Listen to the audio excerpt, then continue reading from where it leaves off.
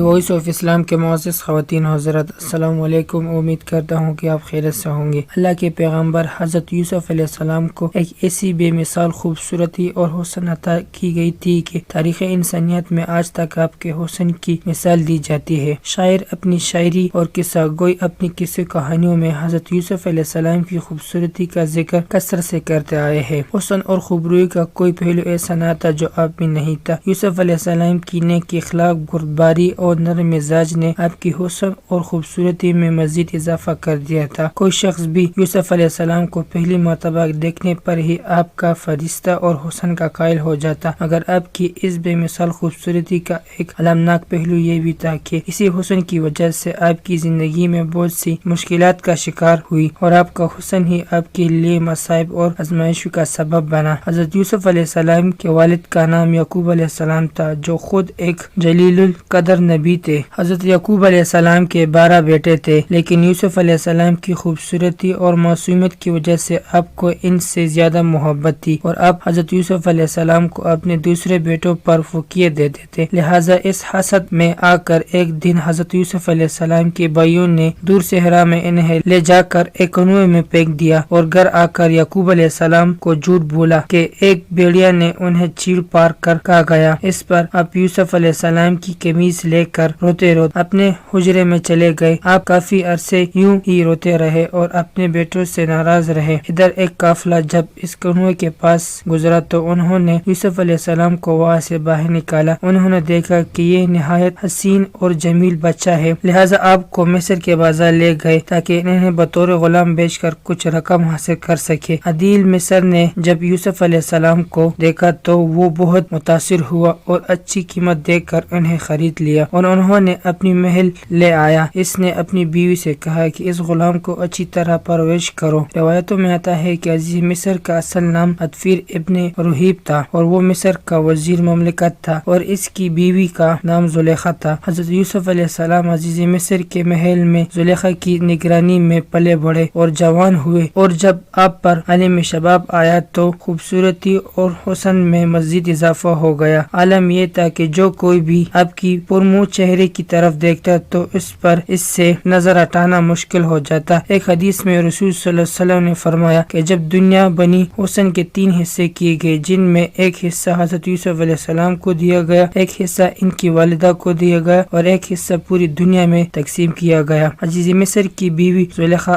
آپ کی خوبصورتی اور حسن کے ساتھ دیانت، شرافت، پاکیزگی اور سچائی سے بھی بہت متاثر تھی، لیکن ابھی اللہ کو یوسف علیہ السلام کو مزید امتحانات میں گزارنا تھا۔ وقت کے ساتھ ساتھ عزیز مصر کی بیوی زلیخا یوسف علیہ السلام کی حسن سے مغروب ہو کر آپ کے عشق میں مبتلا ہو گئی۔ ایک دن زلیخا نے حضرت یوسف علیہ السلام کو اپنے خوابگاہ پر بلایا اور دروازے بند کر کے اپنی حرام خواہش کو ظاہر کیا۔ یوسف علیہ السلام نے اللہ کا نام لیا اور خوف کھاتے ہوئے دروازے کی جانب بھاگے۔ زلیخا انہیں پکڑنے کے لیے ان کے پیچھے دوڑی۔ ان کی قمیص کا پچھلا دامن اس کے ہاتھ میں آ گیا، جسے اس نے اپنی طرف کھینچا تو وہ پٹ گیا۔ حضرت یوسف علیہ السلام باہر نکلے تو سامنے عزیز مصر کھڑا تھا، پیچھے زلیخا بھی باہر آ گئی۔ اس نے شوہر کو دروازے پر کھڑا دیکھا تو معصوم بن گئی۔ یوسف علیہ السلام پر الزام لگاتے ہوئے کہا، یوسف میرے ساتھ غلط ارادہ رکھتا ہے، لہٰذا اسے سخت سزا دیا جائے۔ جب عزیز مصر نے یوسف علیہ السلام کی قمیص کو دیکھا تو وہ پیچھے سے پٹا ہوا تھا، جو اس بات کی دلیل تھی کہ یوسف علیہ السلام سچے ہیں اور زلیخا کا ارادہ غلط تھا۔ وہی اللہ کی طرف سے ایک معجزہ سرزد ہو گیا اور محل میں جو ایک دودھ پیتا ہوا شیر خوار بچہ اللہ کے حکم سے بول اٹھا اور اس نے گواہی دی کہ یوسف علیہ السلام پاک دامن اور سچے ہیں۔ یہ عزیز مصر کے سامنے سچائی واضح ہوئی، لیکن اپنی بیوی کی بدنامی کی خاطر وہ خاموش ہو گیا اور بات کو رفع دفع کیا۔ یہ واقعہ آہستہ آہستہ پوری شہر میں عام ہو گیا، لہٰذا مصر کے لوگوں نے زلیخا پر طعن و طنز کرنا شروع کر دیا کہ عزیز مصر کی بیوی خود اپنی ہی غلام کے عشق میں مبتلا ہو گئی ہے۔ ان چرچوں سے تنگ آ کر زلیخا نے ایک بہت بڑی دعوت رکھی، جس میں شہر کے معزز خواتین کو کھانے پر دعوت دی گئی۔ جب دعوت کا آغاز ہوا تو زلیخا نے تمام عورتوں کو ایک چھری اور پل دے کر اسے کاٹنے کو کہا۔ جب وہ عورتیں پل کاٹنے لگی تو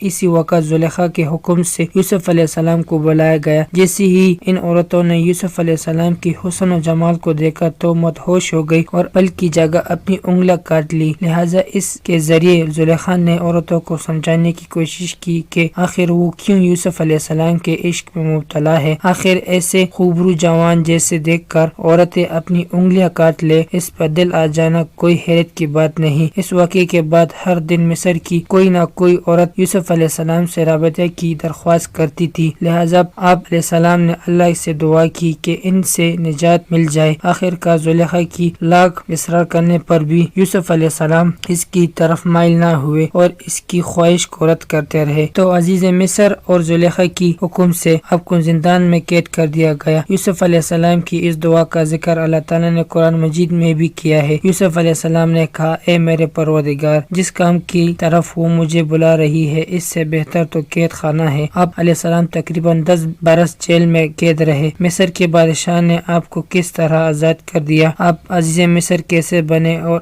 آپ علیہ السلام اپنے والد اور اپنے بھائیوں سے کیسے ملے، اس واقعے کا ذکر ہم کسی اور ویڈیو میں کریں گے۔ فی الحال اس واقعے میں یہ پیغام ہے کہ اللہ کی نبی یوسف علیہ السلام نے گناہ اور اللہ کی نافرمانی سے بچنے کی خاطر کتنی مشکلات کا سامنا کیا اور قید و بند کی مصیبتیں جھیلی۔ اس کے باوجود آپ ثابت قدم رہے اور اپنے پروردگار کو راضی کرنے کی خاطر اپنے نفس کو کس طرح زیر کیا۔ دوستو، ہم یہ امید کرتے ہیں کہ آپ کو ہمارے آج کی ویڈیو پسند آ گئی ہوگی۔ اگر آپ کو ہمارے آج کی ویڈیو پسند آ گئی ہے تو سب سے پہلے اسے لائک کریں اور اپنے رائے کا اظہار کمنٹ سیکشن میں ضرور دیں۔ آخر میں آپ سے پھر سے درخواست ہے کہ دی وائس آف اسلام کو سبسکرائب کریں اور ساتھ ہی لگی گھنٹی کو بھی کلک کریں تاکہ ہمارا آنے والا نوٹیفیکیشن بر وقت ملتا رہے۔ تو ملتے ہیں نیکسٹ ویڈیو میں۔ خدا حافظ۔